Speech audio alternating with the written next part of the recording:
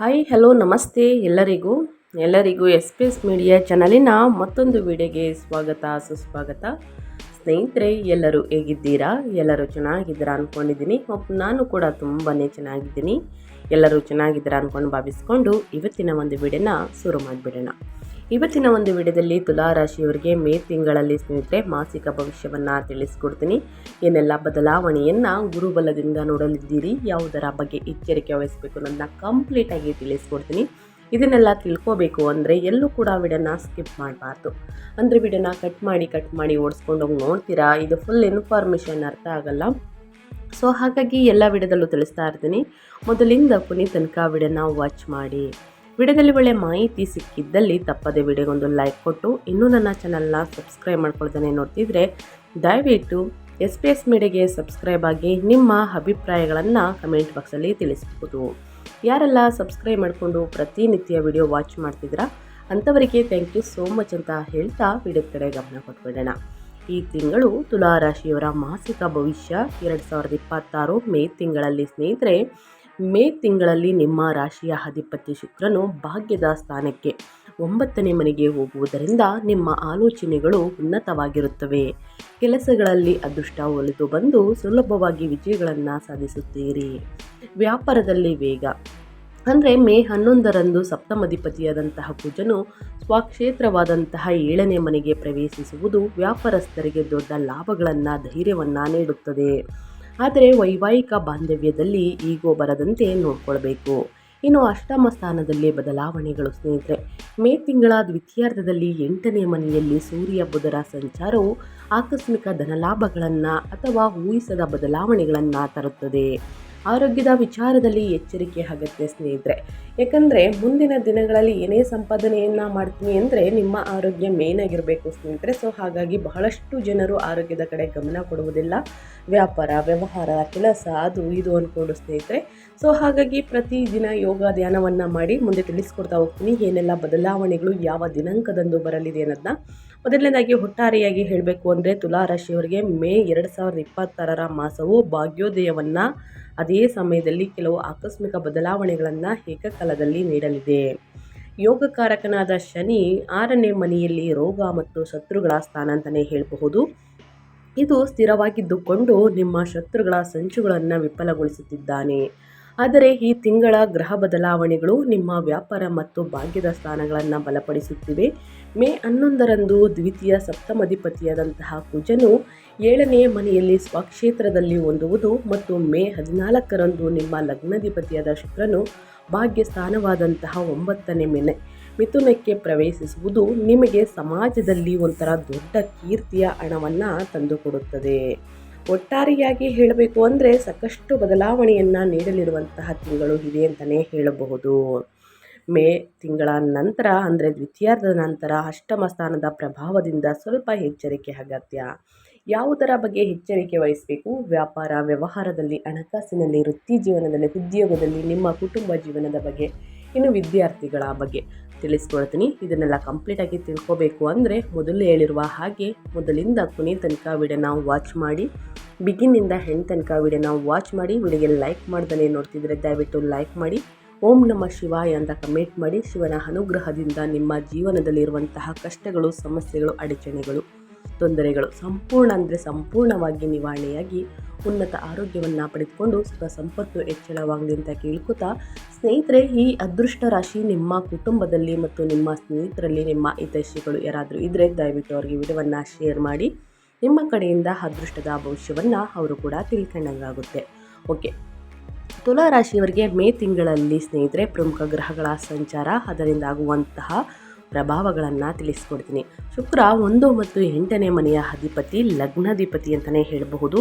8ನೇ ಮನೆಯ ಮತ್ತು 9ನೇ ಮನೆಗೆ ಸ್ಥಳಾಂತರಗೊಂಡು ಸಂಚರಿಸುತ್ತಿದೆ ಸ್ನೇಹಿತರೆ. ಮೇ 14ರವರೆಗೆ 8ರಲ್ಲಿ ಆರೋಗ್ಯದ ಬಗ್ಗೆ ಎಚ್ಚರಿಕೆ ವಹಿಸಬೇಕಾಗುತ್ತದೆ. ನಂತರ ಮೇ 14ರಿಂದ 9ನೇ ಮನೆಗೆ ಸ್ಥಳಾಂತರಗೊಂಡು ಅದು ಅದೃಷ್ಟ, ತೀರ್ಥಯಾತ್ರೆಗಳು, ತಂದೆಯ ಬೆಂಬಲ ಅಂತಲೇ ಹೇಳಬಹುದು.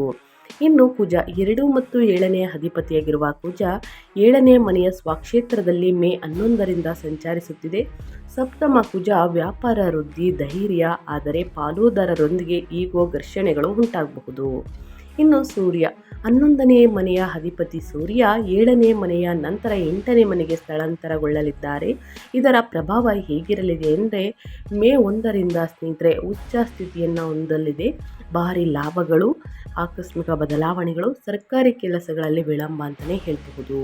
ಇನ್ನು ಬುಧ 9ನೇ ಮನೆಯಿಂದ 12ನೇ ಮನೆಯ ಅಧಿಪತಿ ಅಂತಲೇ ಹೇಳ್ಬೋದು. 9, 12ನೇ ಮನೆಯ ಅಧಿಪತಿ 8ನೇ ಮನೆಯಿಂದ 9ನೇ ಮನೆಗೆ ಸ್ಥಳಾಂತರಗೊಂಡು ಮೇ 15ರಿಂದ 8ರಲ್ಲಿ ಸೂರ್ಯನೊಂದಿಗೆ ಸಂಯೋಗ. ರಿಸರ್ಚ್ ಕ್ಷೇತ್ರದಲ್ಲಿರುವವರಿಗೆ ಲಾಭ ಅಂತಲೇ ಹೇಳಬಹುದು. ಇನ್ನು ಶನಿ 4 ಮತ್ತು 5ನೇ ಮನೆಯ ಅಧಿಪತಿಯಾಗಿರುವಂತಹ ಯೋಗಕಾರಕ ಶನಿ 6ನೇ ಮನೆಯಲ್ಲಿ ಮೀನದಲ್ಲಿ ಯಥಾಸ್ಥಿತಿಯಲ್ಲಿ ಸಂಚರಿಸುತ್ತಿದೆ. ಶತ್ರುಗಳ ಮೇಲೆ ಜಯ, ಉದ್ಯೋಗದಲ್ಲಿ ಸ್ಥಿರತೆ, ಶ್ರಮಕ್ಕೆ ತಕ್ಕ ಪ್ರತಿಫಲ ಅಂತಲೇ ಹೇಳಬಹುದು. ಇನ್ನು ಗುರು 3 ಮತ್ತು 6ನೇ ಮನೆಯ ಅಧಿಪತಿಯಾಗಿರುವ ಗುರು 9ನೇ ಮನೆಯಲ್ಲಿ ಮಿಥುನದಲ್ಲಿ ಸಂಚರಿಸುತ್ತಿದೆ. ದೂರ ಪ್ರಯಾಣಗಳು ಧನಲಾಭ ತರುತ್ತವೆ. ಆಧ್ಯಾತ್ಮಿಕ ಗುರುಗಳ ಆಶೀರ್ವಾದ ಲಭಿಸುತ್ತದೆ ಅಂತಲೇ ಹೇಳಬಹುದು. ಗುರುಬಲದಿಂದ ರಾಜಯೋಗ ಅಂತಲೇ ಹೇಳ್ಬೋದು. ಒಟ್ಟಾರೆಯಾಗಿ ಹೇಳಬೇಕು ಅಂದರೆ ಸ್ನೇಹಿತರೆ ಸಾಕಷ್ಟು ಬದಲಾವಣೆಯನ್ನು ನೀಡಲಿರುವಂತಹ ತಿಂಗಳು ಇದೆ ಅಂತಲೇ ಹೇಳಬಹುದು. ಹಾಗಿದ್ರೆ ಒಂದೊಂದಾಗಿ ತಿಳಿಸ್ಕೊಡ್ತಾ ಹೋಗ್ತೀನಿ. ವ್ಯಾಪಾರ ವ್ಯವಹಾರದ ಬಗ್ಗೆ ಏನೆಲ್ಲ ಬದಲಾವಣೆಯನ್ನು ನೋಡಲಿದ್ದೀರಿ ಅಂತ. ಮೊದಲನೇದಾಗಿ ನಿಮ್ಮ ಕೆರಿಯರ್ ಬಗ್ಗೆ ಹೇಳೋದಾದರೆ 6ನೇ ಮನೆಯಲ್ಲಿ ಯೋಗಕಾರಕ ಶನಿ ಇರುವುದರಿಂದ ಕಚೇರಿಯಲ್ಲಿ ನಿಮ್ಮ ಸಾಮರ್ಥ್ಯ ಎಂದೆಂದು ತೋರಿಸುವಂತಹ ಸಮಯವಿದು ಅಂತಲೇ ಹೇಳಬಹುದು. ತಿಂಗಳ ಪ್ರಥಮಾರ್ಧದಲ್ಲಿ ಲಾಭಾಧಿಪತಿಯಾದ ಸೂರ್ಯನು 7ನೇ ಮನೆಯಲ್ಲಿ ಉಚ್ಚ ಸ್ಥಿತಿಯಲ್ಲಿ ಇರುವುದು ಮತ್ತು ಅದು ನೇರವಾಗಿ ಲಗ್ನವನ್ನು ನೋಡುವುದರಿಂದ ಕಚೇರಿಯಲ್ಲಿ ನಿಮ್ಮ ನಾಯಕತ್ವ ಗುಣಗಳಿಗೆ ಉತ್ತಮ ಮನ್ನಣೆ ದೊರೆಯುತ್ತದೆ. ಸಹೋದ್ಯೋಗಿಗಳು ನಿಮ್ಮ ಸಲಹೆಗಳನ್ನು ಪಾಲಿಸುತ್ತಾರೆ. ಆದರೆ ಮೇ 15ರ ನಂತರ ಸೂರ್ಯ ಮತ್ತು ಬುಧ 8ನೇ ಸ್ಥಾನವಾದಂತಹ ವೃಷಭ ರಾಶಿಗೆ ಪ್ರವೇಶಿಸುವುದರಿಂದ ವೃತ್ತಿ ಜೀವನದಲ್ಲಿ ಕೆಲವು ಆಕಸ್ಮಿಕ ಬದಲಾವಣೆಗಳು ಸಂಭವಿಸುತ್ತವೆ. ಊಹಿಸದ ವರ್ಗಾವಣೆಗಳು ಅಥವಾ ವಿಭಾಗಗಳ ಬದಲಾವಣೆಗಳು ಆಗಬಹುದು. ಮೇಲಧಿಕಾರಿಗಳೊಂದಿಗೆ ವಾದ ವಿವಾದಕ್ಕೆ ಇಳಿಯದಿರುವುದು ಬಹಳ ಮುಖ್ಯ. IT ಮತ್ತು ರಿಸರ್ಚ್ ವಿಭಾಗಗಳಲ್ಲಿ ಕೆಲಸ ಮಾಡುವವರಿಗೆ ಮಾತ್ರ 8ನೇ ಮನೆಯಲ್ಲಿ ಬುಧನಿತ್ಯ ಯೋಗ ಹೊಸ ಪ್ರಾಜೆಕ್ಟ್ಗಳನ್ನು ತಂದುಕೊಡುತ್ತದೆ. ಒಟ್ಟಾರೆಯಾಗಿ ತುಲಾರಾಶಿಯವರು ನಿಮ್ಮ ಕೆರಿಯರಲ್ಲಿ ಏನೆಲ್ಲ ಬದಲಾವಣೆಯನ್ನು ನೋಡಲಿದ್ದೀರಿ, ಯಾವುದರ ಬಗ್ಗೆ ಎಚ್ಚರಿಕೆ ವಹಿಸಬೇಕು ಅನ್ನೋದನ್ನ ಕಂಪ್ಲೀಟಾಗಿ ತಿಳಿಸ್ಕೊಟ್ಟಿದ್ದೀನಿ. ಇನ್ನು ನಿಮ್ಮ ಫೈನಾನ್ಸ್ ಬಗ್ಗೆ ಹೇಳೋದಾದರೆ, ಹಣಕಾಸಿನ ಬಗ್ಗೆ ಹೇಳೋದಾದರೆ ನಿಮಗೆ ಧನಲಾಭ ಇದೆಯಾ, ನಷ್ಟ ಇದೆಯಾ, ಯಾವುದರ ಬಗ್ಗೆ ಎಚ್ಚರಿಕೆ ವಹಿಸಬೇಕು, ಹೂಡಿಕೆ ಮಾಡ್ಬೋದು ಅನ್ನೋದನ್ನ ಹೇಳೋದಾದರೆ ಆರ್ಥಿಕವಾಗಿ ಈ ತಿಂಗಳು ತೃಪ್ತಿದಾಯಕವಾಗಿರುತ್ತದೆ. ತುಲಾರಾಶಿಯವರಿಗೆ ಧನಾಧಿಪತಿಯಾದ ಕುಜನು 7ನೇ ಮನೆಯಲ್ಲಿ ಬಲವಾದ ಸ್ಥಿತಿಯಲ್ಲಿರುವುದರಿಂದ ದೈನಂದಿನ ಆದಾಯ ಅದ್ಭುತವಾಗಿರುತ್ತದೆ. ವ್ಯಾಪಾರದ ಮೂಲಕ ಹಣದ ಹರಿವು ಹೆಚ್ಚಾಗುತ್ತದೆ. ಇನ್ನು ಮೇ 15ರಿಂದ 11ನೇ ಮನೆಯ ಅಧಿಪತಿಯಾದ ಲಾಭಾಧಿಪತಿಯಾದ ಸೂರ್ಯ ಮತ್ತು 9ನೇ ಅಧಿಪತಿಯಾದ ಭಾಗ್ಯಾಧಿಪತಿಯಾದ ಬುಧ ಅಷ್ಟಮ ಸ್ಥಾನದಲ್ಲಿ 8ನೇ ಮನೆಯಲ್ಲಿ ಸೇರುವುದು ಒಂದು ರೀತಿಯ ಆಕಸ್ಮಿಕ ಧನಯೋಗವನ್ನು ನೀಡುತ್ತದೆ.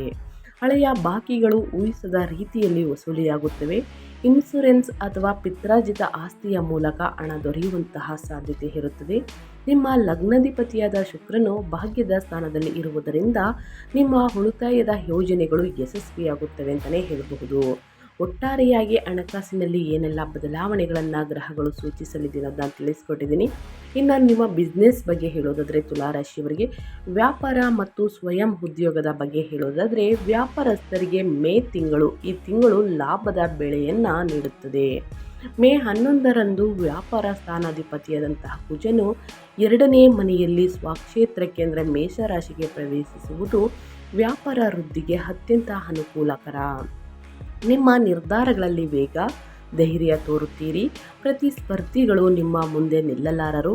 ಮೇ 14ರವರೆಗೆ ವ್ಯಾಪಾರದ ಸ್ಥಾನದಲ್ಲಿ ಉಚ್ಚ ಸೂರ್ಯನ ಪ್ರಭಾವದಿಂದ ದೊಡ್ಡ ಸಂಸ್ಥೆಗಳೊಂದಿಗೆ ಅಥವಾ ಸರ್ಕಾರದೊಂದಿಗೆ ಮಾಡುವಂಥ ವ್ಯವಹಾರಗಳು ಅತ್ಯಧಿಕ ಲಾಭಗಳನ್ನು ನೀಡುತ್ತದೆ. ಸ್ನೇಹಿತರೆ, ಪಾಲುದಾರಿಕೆಯಲ್ಲಿ ವ್ಯಾಪಾರಗಳಲ್ಲಿ ಲಾಭಗಳು ಬಂದರೂ ಸ್ವಕ್ಷೇತ್ರ ಕುಜನ ಪ್ರಭಾವದಿಂದಾಗಿ ಪಾಲುದಾರರ ಮೇಲೆ ಅಧಿಕಾರ ಚಲಾಯಿಸಬೇಕೆಂಬ ನಿಮ್ಮ ಆಲೋಚನೆ ವಿಭಿನ್ನ ಅಭಿಪ್ರಾಯಗಳಿಗೆ ದಾರಿ ಮಾಡಿಕೊಡುತ್ತದೆ ಅಂತಲೇ ಹೇಳಬಹುದು. ನಿರ್ಧಾರಗಳನ್ನು ಒಟ್ಟಾಗಿ ತೆಗೆದುಕೊಳ್ಳುವುದು ಒಳ್ಳೆಯದು ಸ್ನೇಹಿತರೆ. ಯೋಚಿಸಿ ಮಾತನಾಡಿ ಸ್ನೇಹಿತರೆ. ಮೇಲಧಿಕಾರಿಗಳೊಂದಿಗೆ ಸಹೋದ್ಯೋಗಿಗಳೊಂದಿಗೆ ಆದಷ್ಟು ಯೋಚಿಸಿ ಮಾತನಾಡುವುದು ಬಹಳ ಮುಖ್ಯ. ದುಡುಕಿನ ಮಾತುಗಳಿಂದ ಆದಷ್ಟು ದೂರವಿರಿ ಅಂತ ಹೇಳ್ತಾ ತುಲಾ ರಾಶಿಯವರಿಗೆ ನಿಮ್ಮ ಬಿಸ್ನೆಸ್ ಬಗ್ಗೆ ಮತ್ತು ನಿಮ್ಮ ಫೈನಾನ್ಸ್ ಬಗ್ಗೆ, ನಿಮ್ಮ ಕೆರಿಯರ್ ಬಗ್ಗೆ ಏನೆಲ್ಲ ಬದಲಾವಣೆಗಳನ್ನು ನೋಡಲಿದ್ದೀರಿ, ಯಾವುದರ ಬಗ್ಗೆ ಎಚ್ಚರಿಕೆ ವಹಿಸಬೇಕು ಅನ್ನೋದನ್ನ ಕಂಪ್ಲೀಟಾಗಿ ತಿಳಿಸ್ಕೊಟ್ಟಿದ್ದೀನಿ. ಇನ್ನು ಮುಂದಿನದಾಗಿ ನಿಮ್ಮ ಆರೋಗ್ಯದ ಬಗ್ಗೆ ಏನೆಲ್ಲ ಬದಲಾವಣೆಗಳನ್ನು ಗ್ರಹಗಳು ಸೂಚಿಸಲಿದೆ, ಯಾವುದರ ಬಗ್ಗೆ ಎಚ್ಚರಿಕೆ ವಹಿಸಬೇಕು ಅನ್ನೋದನ್ನ ನೋಡ್ತಾ ಹೋಗೋಣ. ತಿಂಗಳ ಪ್ರಥಮಾರ್ಧದಲ್ಲಿ 7ನೇ ಮನೆಯಲ್ಲಿ ಉಚ್ಚ ಸೂರ್ಯನ ದೃಷ್ಟಿ ಲಗ್ನದ ಮೇಲೆ ಬೀಳುವುದರಿಂದ ನಿಮ್ಮಲ್ಲಿ ಉತ್ಸಾಹ ಮತ್ತು ಉಷ್ಣ ಅಂದರೆ ಪಿತ್ತ ಹೆಚ್ಚಾಗಬಹುದು. ಮೇ 15ರ ನಂತರ ಸೂರ್ಯ ಮತ್ತು ಬುಧ 8ನೇ ಮನೆಗೆ ಪ್ರವೇಶಿಸುವುದರಿಂದ ಆರೋಗ್ಯದ ವಿಚಾರದಲ್ಲಿ ಕೆಲವು ಜಾಗೃತೆಗಳನ್ನು ವಹಿಸಬೇಕು. ಅಷ್ಟಮದಲ್ಲಿ ಸೂರ್ಯನಿಂದ ಸ್ನೇಹಿತರೆ ನಿಮಗೆ ಕಣ್ಣುರಿ, ಆಯಾಸ ಮತ್ತು ಹೊಟ್ಟೆಗೆ ಸಂಬಂಧಿಸಿದ ಉಷ್ಣ ಸಮಸ್ಯೆಗಳು ಉದ್ಭವಿಸಬಹುದು. ಆದಷ್ಟು ಮಸಾಲೆ ಭರಿತ ಊಟವನ್ನು ಕಡಿಮೆ ಮಾಡಿ, ಎಣ್ಣೆಯನ್ನು ಸ್ನೇಹಿತರೆ ಆದಷ್ಟು ಕಡಿಮೆ ತಿನ್ನುವುದು ಬಹಳ ಮುಖ್ಯ. ಯಾಕಂದರೆ ಇದರಿಂದ ಸ್ನೇಹಿತರೆ ಗ್ಯಾಸ್ಟ್ರಿಕ್ ಸಮಸ್ಯೆ ಬರಬಹುದು, ಹೊಟ್ಟೆ ಉರಿ ಸಮಸ್ಯೆ ಬರಬಹುದು. ಸೊ ಹಾಗಾಗಿ ನಿಮ್ಮ ಆರೋಗ್ಯದ ಬಗ್ಗೆ ತುಲಾರಾಶಿಯವರು ಬಹಳಷ್ಟು ಎಚ್ಚರಿಕೆ ವಹಿಸಿ. ಮೇ 14ರಂದು ಲಗ್ನಾಧಿಪತಿಯಾದ ಶುಕ್ರನು ಅತ್ಯಂತ ಶುಭದಾಯಕವಾದಂತಹ 9ನೇ ಮನೆಗೆ ಹೋಗುವುದು ನಿಮಗೆ ಬಲವಾದ ಶ್ರೀರಾಮ ರಕ್ಷೆ ಅಂತಲೇ ಹೇಳಬಹುದು. ಈ ಗ್ರಹ ಸ್ಥಿತಿ ಅನಾರೋಗ್ಯಗಳನ್ನು ಬೇಗ ಗುಣಪಡಿಸುತ್ತದೆ ಮತ್ತು ನಿಮ್ಮ ಆಯುಸ್ಸನ್ನು ಕಾಪಾಡುತ್ತದೆ. ಸಮಯಕ್ಕೆ ಸರಿಯಾಗಿ ಊಟ ಮಾಡುವುದನ್ನು ಮರೆಯಬೇಡಿ ಸ್ನೇಹಿತರೆ. ಸರಿಯಾದ ಸಮಯಕ್ಕೆ ಕೂತು ಊಟವನ್ನು ಮಾಡಿ, ಇನ್ನು ವಿಶ್ರಾಂತಿಯನ್ನು ತೆಗೆದುಕೊಳ್ಳಿ ಸ್ನೇಹಿತರೆ. ಚೆನ್ನಾಗಿ ನೀರನ್ನು ಕುಡಿಯಿರಿ. ಮಸಾಲೆ ಭರಿತ ಊಟದಿಂದ ಸ್ವಲ್ಪ ಹೊರಬನ್ನಿ ಸ್ನೇಹಿತರೆ, ಅಂದರೆ ಸೇವಿಸಬೇಡಿ ಜಾಸ್ತಿ. ಪ್ರತಿದಿನ ಯೋಗ, ಧ್ಯಾನ, ಮೆಡಿಟೇಷನನ್ನು ಮಾಡಿ ಅಂತ ಹೇಳ್ತಾ, ಇನ್ನು ಮುಂದಿನದಾಗಿ ಕುಟುಂಬ ಮತ್ತು ವೈಯಕ್ತಿಕ ಸಂಬಂಧಗಳ ಬಗ್ಗೆ ಹೇಳೋದಾದರೆ ಏನೆಲ್ಲ ಬದಲಾವಣೆಯನ್ನು ಗ್ರಹಗಳು ಸೂಚಿಸಲಿದೆ, ಯಾವುದರ ಬಗ್ಗೆ ಎಚ್ಚರಿಕೆ ವಹಿಸಬೇಕು ಅಂದರೆ, ವೈವಾಹಿಕ ಜೀವನದಲ್ಲಿ ಈ ತಿಂಗಳು ಸ್ವಲ್ಪ ಎಚ್ಚರಿಕೆ ಅಗತ್ಯ. ಮೇ 11ರಂದು ಸಪ್ತಮ ಸ್ಥಾನದಲ್ಲಿ 7ನೇ ಮನೆಯಲ್ಲಿ ಕುಜನು ಸ್ವಕ್ಷೇತ್ರದಲ್ಲಿ ಹೊಂದುವುದರಿಂದ ಜೀವನ ಸಂಗಾತಿಯ ವರ್ತನೆಯಲ್ಲಿ ಪ್ರಾಬಲ್ಯವಾದಂತಹ ಪ್ರವೃತ್ತಿ, ಸ್ವಲ್ಪ ಕೋಪ ಕಂಡುಬರುತ್ತದೆ. ಸಣ್ಣ ವಿಷಯಗಳಿಗೆ ವಾದ ವಿವಾದಗಳು ಹೆಚ್ಚಾಗುವಂತಹ ಅಪಾಯವಿದೆ.